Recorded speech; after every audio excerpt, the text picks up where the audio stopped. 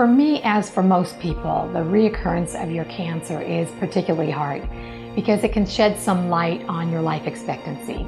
And in 1994, as my husband and I sat across from my oncologist waiting to hear about mine, he had to tell me the news as he shook his head and said, "It is just greatly reduced."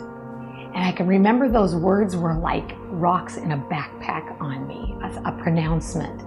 And as we drove home, I can remember that it not only obscured my vision from tears, but it was also over my heart, just reducing the hope. And I remember saying faithless words to my husband as I just turned to him and said, "Let's not tell anybody." All those people that prayed for me, all those people that trusted God for my healing, I don't want to be a disappointment to them. And as I stopped and just thought about what I had just said, it hit me that wouldn't the enemy love for me to cut off God's people? And the truth is I needed him now more than ever, and God could certainly handle his own reputation. So as soon as we got home, we made a phone call to our pastor, who was Ryan and Johanna's pastor as well at the time, Dr. Paul Risser, and then we drove to meet him. I'll never forget how, wasting no time to address this oppressiveness that he must have seen in my face as I walked through the door, he grabbed me right there in the entry, squared my shoulders, looked at me, and he said, "Peggy, while the wisdom of men is great, there is a wisdom that is far above that, and that is God's. And this cancer of yours, it answers to him and no other." And then he went into prayer for me, and something happened. There was a break in the fear of death over my life. And with it, any confusion over God's power to heal, as well as good purposes in suffering. They went hand in hand, and that it was all according to the love and grace and mercy that was extended to me through Jesus Christ. So with that, there was hope that was renewed, and doctors began to notice and ask me if I talked to their patients.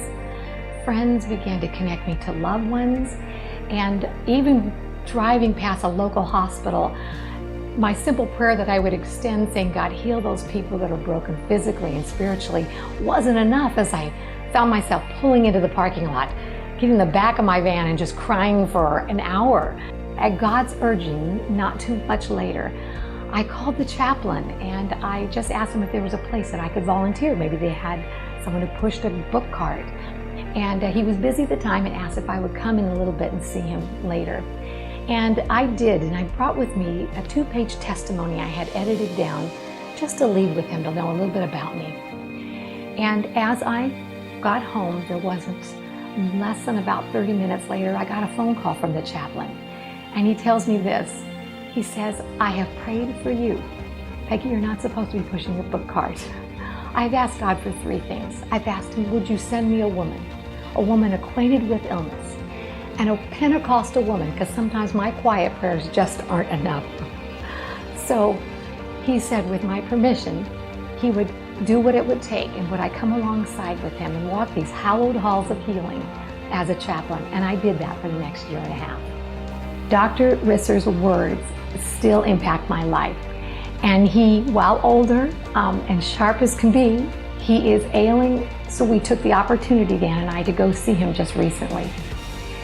And I got the chance to tell him just what those fateful words in his home have meant to me, and let him know of the countless people that I was able to pray with, some that were for physical healings, some that were attempting suicide, or prostitutes that were in the process of dying, holding their hands. Myriads of people who his words have impacted, as well as I've always quoted them prior to just taking them by the hand and walking them into the throne room. And I've watched how God's love has broken the fear of death over them. Many of them bringing them eternal life, but all of them bringing them hope for healing, but also God's good purposes in their life. And that has been his legacy in my life.